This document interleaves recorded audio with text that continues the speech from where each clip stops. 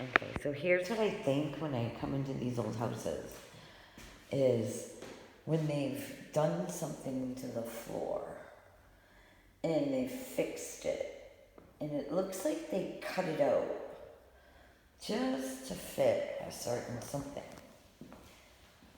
So I gotta wonder if it wasn't, moonshine or guns or money bags. There's one in the closet too. See, right there. It's just interesting.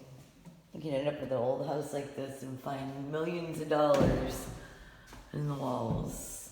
Because people did funny things back then. It's the bathroom.